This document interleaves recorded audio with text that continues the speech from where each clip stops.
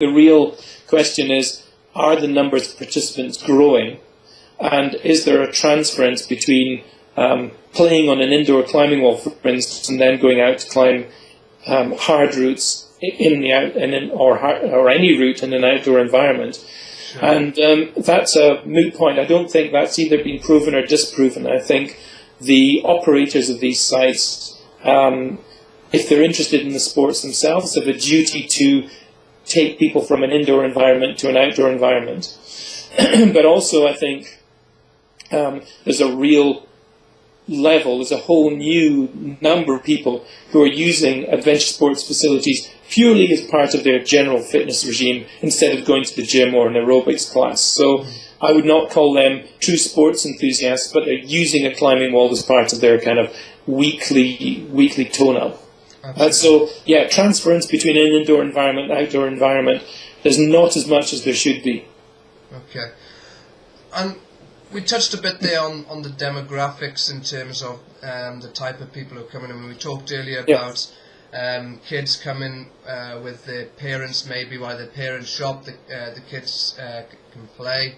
As you say, there may be adults using more action sports to get their weekly fitness fix. But where's the real shift in demographics for yourself? I mean, it used to be traditionally action sports has always been that youth-orientated culture from 14 to 30.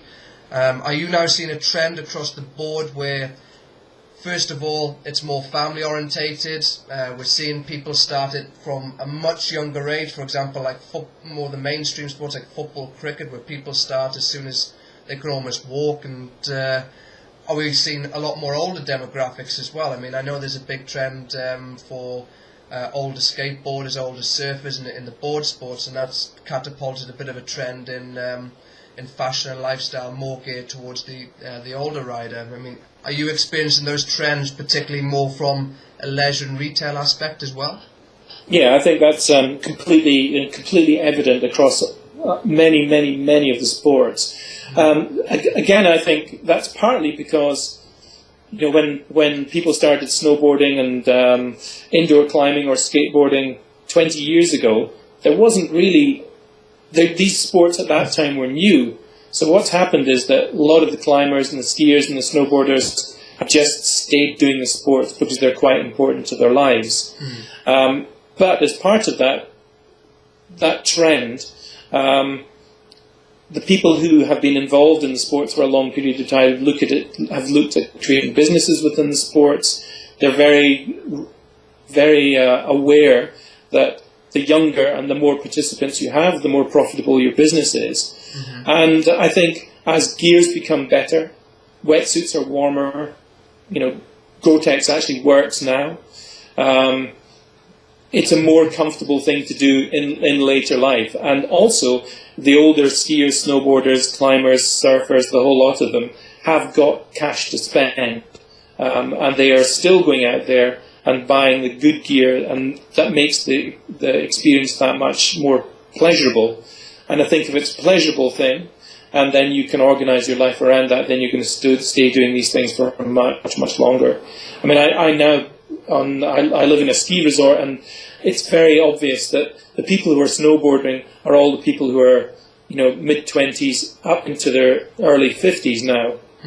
The people who are on twin skis are the kids. So the trends change, and the demographics and the youth are looking for different things, but the general participation age is really very large. It used to be, you know, you'd give up climbing in your mid-30s when you got married because it was too dangerous. But now with the advent of sport climbing, there are people in their 60s climbing really hard because they just have continued doing that for all their lives. So yeah, there's a number of factors, but yeah, the age range of people, both at the young end and at the top end, have hugely extended, and that's more to do, I think, with the advancement of equipment technology and less barriers to entry. Sure.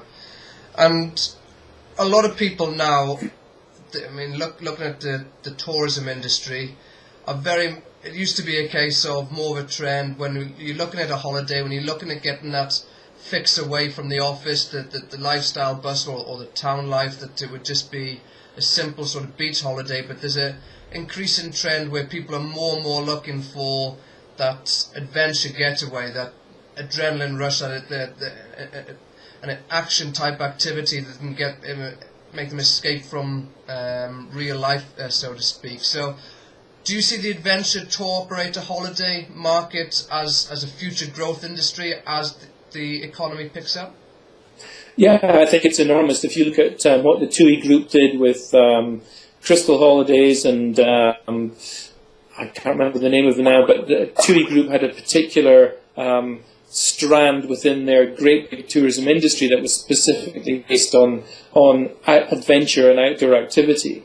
I think it's been interesting watching how the extreme sport logo and the extreme sports trend has died off. Yes. How people have gone away from the word extreme to the word action or adventure, because extreme was a really big barrier to entry. Extreme to me said, a kid between the age of 14 and 22 or 23, and if you weren't wearing the right colour of clothes, then you weren't welcome into a very tribal culture. Mm-hmm. I think the fact that people within the adventure and action sport industry have made a conscious effort to move away from extreme shows that actually, and into action, shows that there's a sea change there. One is that you can do these sports at many, many different levels, and they don't have to be absolutely the top end of performance. They don't have to be extreme. Yes. And then secondly, that it's about being active. And I think if one of the great issues that seems to be floating around at the moment is the lack of investment in good adventure and action sports facilities, especially in the UK, because of the money being diverted from general leisure awareness into the Olympics. And I think the lack of interest from the government and from sports authorities in adventure sport in particular is really marked, and it's a great shame, because yourself as if you start skateboarding and riding a bike at the age of 8 or 9, by the time you're 50 or 60 or 70, you're going to be on a road bike, but you've remained on a bike all your life. Yeah. If you're a 100-metre sprinter, you're going to sprint from the age of 14 to 25, and then you're finished. Mm-hmm. And the numbers of people doing those things are far, far, far less. So I would say that if we're looking to build a healthy, slim, active culture in Europe, we need to move away from investing in traditional sports and athletics facilities and invest much more in sports that are lifestyle sports that you have throughout your life. Sure.